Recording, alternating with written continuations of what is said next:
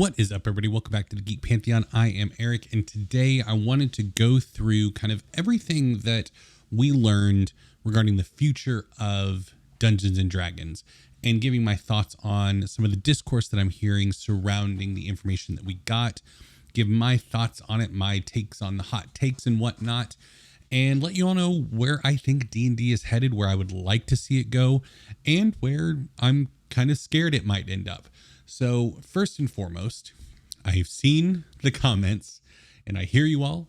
Yes, I misinterpreted the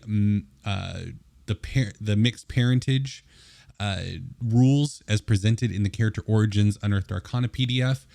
You pick the racial traits from one of your lineages and you get to mix and match the physical characteristics. I don't like that as much. I would love to see them codify a way to where you can mix and match, whether that's pick 3 in case you have a mixed number, like with the orc having 4 and the human having 3. Just giving some way of mixing and matching. I would like, none of the racial traits seem to be so powerful that like combining them in different ways would break the game. So yeah, I would like to see them codify it to where what I thought it was actually how it is, because that is a far more interesting system to me than just, I don't know, having to pick the entire set of racial traits from one of the races makes the whole system seem a lot shallower. And once you all pointed out, I went back and read it, I was much more disappointed and cooled on that aspect of the new racial system for the new Character Origin system. So I will acknowledge you were right. Good job. And, but I don't like it. Not that you were right. I don't like the system as it is presented in the correct fashion. Okay. So I want to go through kind of the 3 categories of what we learned. First off, the system changes, the changes to D&D Beyond, and the digital play experience. So first off, let's get the system out of the way. Seen a lot of really hot takes about the claim that we're going to an editionless system. Some people have been calling it corporate propaganda, that D&D is trying to pull one over on you. I think that's pretty exaggerated. I think that honestly, this is what WotC has been going for a while, and the team at D&D. When's the last time on one of the books you saw the term D&D 5th edition on the cover? It's just Dungeons and Dragons now, gang. If you go to their website, if you go to any of their marketing, I get the marketing packets from them and it just says Dungeons and Dragons. It doesn't say 5th edition anywhere. They don't want to be an editioned game because from a longevity standpoint, you eventually hit these milestones where everybody stops buying the products that you have produced and they begin buying the new products that you produce, but there's no going back. People aren't still buying 4th edition books. Well, they weren't. 4th edition is having kind of a resurgence, which I'm in favor of. But anyway, and not as many people. You don't need to. And if you wanted to go pick up a 3.5 edition Eberron adventure, because 3.5 was Eberron's heyday, you have to do a ton of conversion because it's not backwards compatible. So going to an editionless system will allow them to create new content, make iterative updates, but also in a way to where the adventures and the things that have been created before can still be purchased, can still be examined, can still be used without a ton of conversion. And here's the thing, gang. 2 points on this. First and foremost, WotC did not make this concept up. I have an Xbox sitting on my desk. The last 3 generations of Xbox, remember, Microsoft is going for a generationless console system. Xbox One, Xbox One X, Xbox Series X, Series S, both side by side. Those 3 consoles are different generations. Based on hardware updates, we would have called those different generations of consoles. The original Xbox One can play games that are currently getting made today, and the Xbox Series X can play games that were made for the original Xbox One seamlessly. Now there's optimization for the newer systems and they'll run better and yada, yada, yada. But the point is somebody that purchased an Xbox One back around the time that 5th edition was just getting going, can play Halo Infinite. And that's what they're going for is an ecosystem that allows for the content that they're creating to be relevant and viable in perpetuity. That's the idea. I mean, we see it with cell phones. All the apps that I have on this phone, when I go to buy a new cell phone, I don't need new versions of all those apps. Any apps I've paid for, I can use, I can download, I can use them, play them, whatever the function of the app is.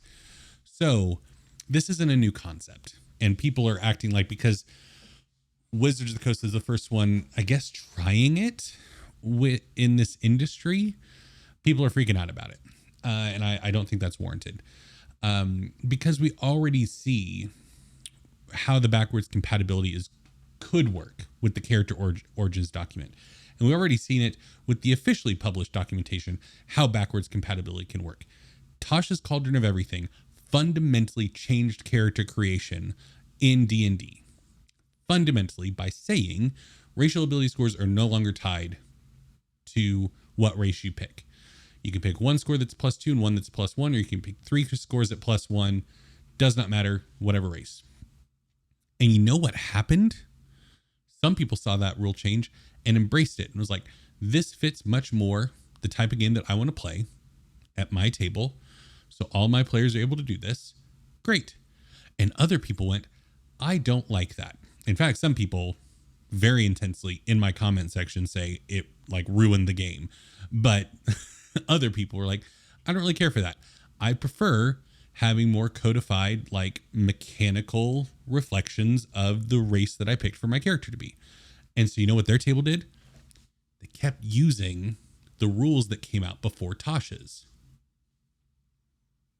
And now everybody gets to do what they want. Well, some people still scream about the changes when they don't use them. But yeah, I mean, people just use what they want. That's how the backwards compatibility can work is, hey, we've made some updates to the rules. If you like these rules, you can keep using them, but these are the new ones. Here you go. Congratulations. And also a lot of people are acting like this Unearthed Arcana that dropped is like the new edition of the game. Y'all, it's an Unearthed Arcana. Like today, all of a sudden, not every D20 has to count as success at your table. I understand that you're worried that this is a reflection of where the game's going. You could always, I currently rule that D20s on skill checks count as an auto success. I've been doing that for a long time.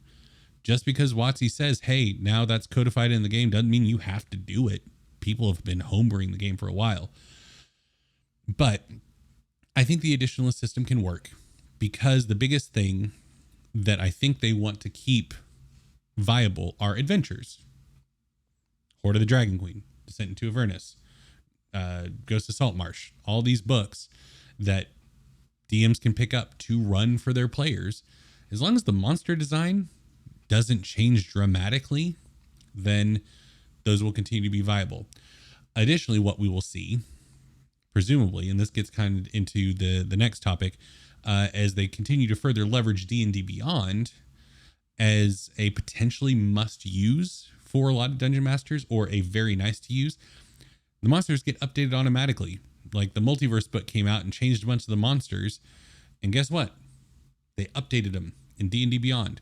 And for a lot of the player races, they updated them, but then also kept the legacy version. So if you like the old rules, they're still there. They didn't get rid of them. They could have. They could have deleted them, but they didn't. They kept them as legacy. I know that some of the monsters got removed and stuff like that, which would have been nice for them to keep and also tag those as legacy. I don't know what their database structure is, what their limitations are in terms of data storage, yada, yada, yada. There's a lot of back-end stuff that goes into that kind of thing. So I'm going to trust that they know more than me about their own system and they did what they needed to do. But the physical books are still out there. There's also this idea that, you know, they're going to a live service model. Once again, borrowing video game terminology, a live service model where you have to pay for the D&D Beyond subscription, and there will be like small iterative updates and patches to the game that you have to keep up with. Y'all, that's been happening since at least third edition. Some of you act like you've never heard of errata before, where they put out a document that says, hey, these things in the book have changed because we screwed them up and we need to fix them. So errata has been around forever. They've done iterative updates to systems over time. It's just been very cumbersome, and you have to pay attention to find it, or you just ignore it and move on with your life. So I don't think the one D&D additionalist thing is as big a thing as people are making it out to be, obviously. I think if it provides further longevity of the game, great, super, I'm on board.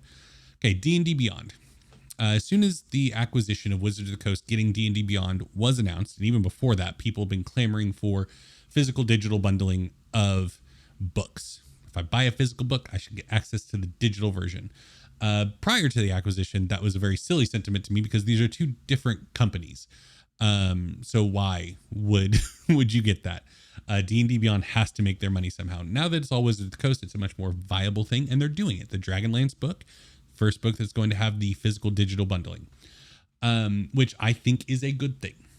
I like that, but there are aspects of the way it's being presented currently that I'm not a fan of. Biggest thing is Wizards of the Coast and the D&D team, for the entire duration of the life of 5th edition, I feel like has done a very good job of evangelizing for local game stores, doing things, giving local game stores exclusive bits to drive people into those stores. This is the first thing they've done that is counterintuitive to that, because currently the only way that you can get the digital version of the book bundled with the physical is through their website. There's no way for you to go to a local game store and do that. I think there are systems they could set up to do that, and I would love to see them do that. And I'm sure they're working on it. I'm sure they're trying to figure out how they can do that, but they haven't announced anything as of yet, which is a bummer, because I would love to see something to where they can continue to support these local game stores instead of the money funneling directly into Wizards of the Coast / the D&D Beyond team. So that's my biggest gripe. Other than that, I'm a fan of this overall, being somebody that utilizes D&D Beyond, but also has all the physical books on my bookshelf back here. That would be great. That would be a great thing. And they can further leverage D&D Beyond for people that may not normally use it, because obviously, as they announced, if you purchase the physical digital bundle, you get access to the D&D Beyond version of the Dragonlance book 2 weeks early, which is insane. And for a clamored for setting like Dragonlance that so many people have been asking for, and the insane amount of FOMO that so many D&D fans feel when a new book comes out and they can't get it right away, this is a huge value added to D&D Beyond and getting these physical digital bundles of a 2-week early access. So that is huge. And once again, I'm not opposed to that. I would love to see a way to support local stores with that system. So we'll just have to see what they have in the pipeline and where it's coming. There is another aspect of the D&D Beyond elevation and acquisition that is concerning me, but it also ties into the digital play experience and where they're headed with that. So I'm going to save that for the end. So the digital play experience, virtual tabletop, is gorgeous. I mean, the pre-alpha footage looks incredible. The maps, the minis, everything, the lighting, the effects, all of it look incredible. And if what they kind of alluded to is true, where, you know, DMs will potentially be able to purchase these digital bundles through D&D Beyond and get the assets, the maps pre-made, all that kind of stuff, to where they can just drop in, that's also going to be massive and huge. Here are the concerns that I have been hearing surrounding the digital play experience that WotC is building. First and foremost, there's been a lot of concern about how they're going to monetize this platform. Specifically, are they going to do microtransactions, subscription? What does this look like? Obviously, we know nothing. And if you've heard somebody say definitively they know, they're lying to you. So because it's pre-alpha right now. I imagine most of the D&D team doesn't know what they're going to do for monetization yet. I'm sure they have a bunch of different models mapped out. They'll probably do some surveys. They'll do some focus testing. They'll talk to their consumer base and see which option seems the most viable, and they'll go with that one. So nobody knows right now, period. So here are the different ways that I could see them going. First is a mobile-esque platform where the virtual tabletop is free. You have to make a D&D Beyond account, but it can be a free account and you get access to the virtual tabletop. Additionally, you get access to a base set of map construction tools, dungeon construction tools, etc. A base pack of lighting effects and all these different things, a base pack of monsters and character models and armor sets and weapons to build your character minis and all these things. You get a robust base set. And like from a weapon type standpoint, all the stuff in the basic rules or the player's handbook, like just go with that as the baseline. And then you've offered all this free stuff that many people will be able to utilize on their own. They won't need to spend another dime on this platform. But for people that do want to spend money, that's where the microtransactions come in, where you can buy specific, like, oh, I want this specific set of armor and it costs $5 for my character mini. I've bought physical minis before. That's cheaper than a physical mini and you don't have to paint it afterwards. So yeah, $5, $2, whatever, like $2 for a specific weapon. Or if there's a specific pose, like a really lavish pose that they have behind a paywall that's a couple bucks. You know, all these different things for DMs, terrain sets, and things like that they can purchase. Because it has to be monetized somehow. Like they need to make money in order for this thing to continue to be stable, because it's a virtual tabletop. They have to have servers that people can connect on, play on, share the screens on, etc. So that's one way that they could do it.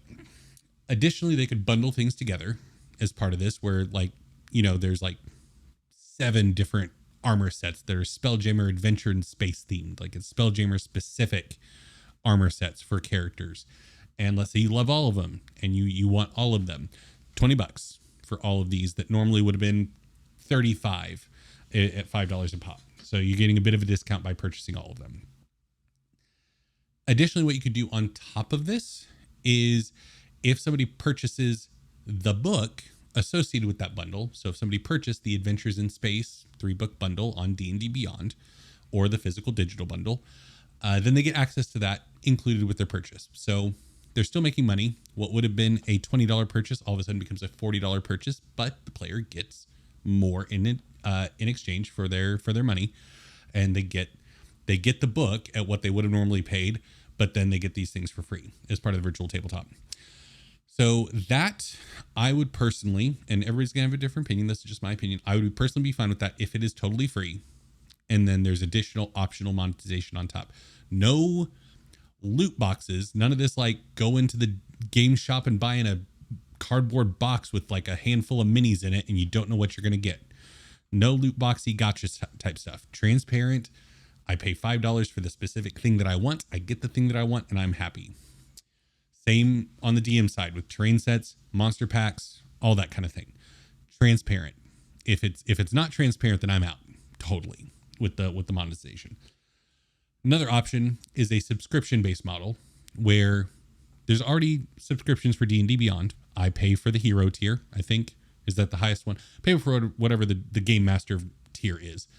Anyway, so they could include it with that or add an additional third tier that's like $15 a month to get you the full digital play experience.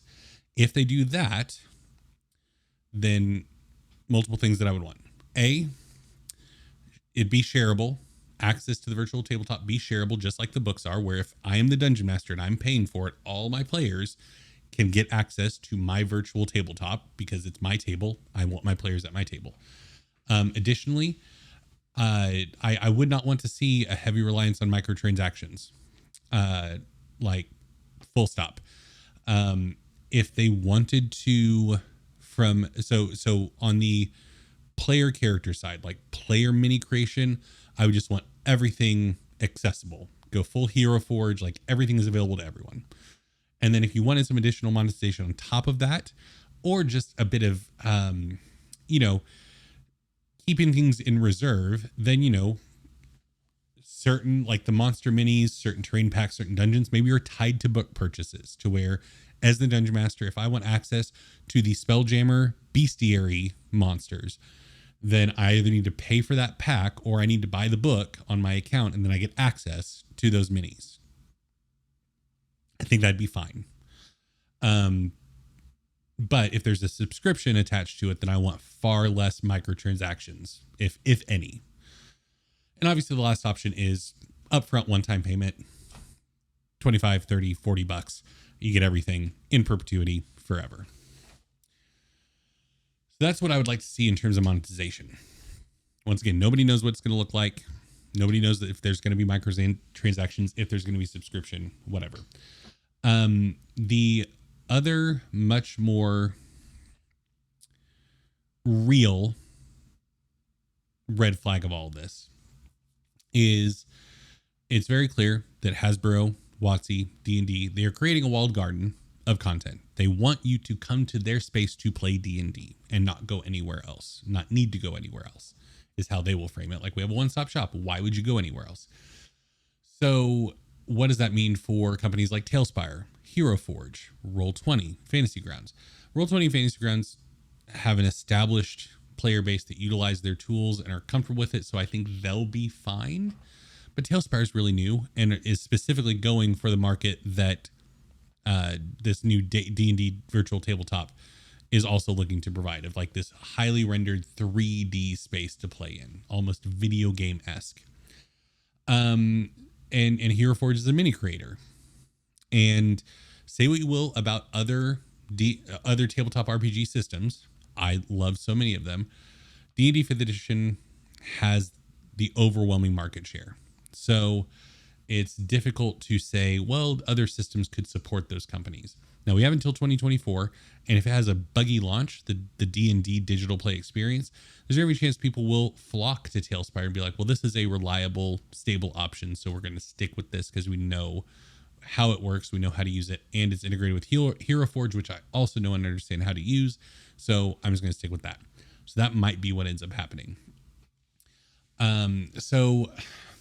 But it is very clear that they're trying to do like an integrated and enclosed ecosystem that makes it very difficult for, if I've sunk a lot of money into their digital play experience with like cosmetics for minis or terrain packs or stuff like that, it makes it difficult to utilize another system. Because I'm guarantee you it's all going to be heavily integrated with the D&D 5th edition rules, or the one D&D rules, as it were. Whereas if I go buy physical minis, physical maps, physical terrain packs, even if they are labeled D&D Wizards of the Coast, I can always play another system. I mean, we made the conversion to Pathfinder and we had a ton of D&D minis and maps. So because they were physical, so they weren't like tied to anything. So that is concerning that we are moving towards a walled garden. And the nail in the coffin, and what I was referencing with the D&D Beyond talk, and the thing that will make me fully, I don't want to say relent, because I'm not going to be like a staunch defender of this like huge corporation.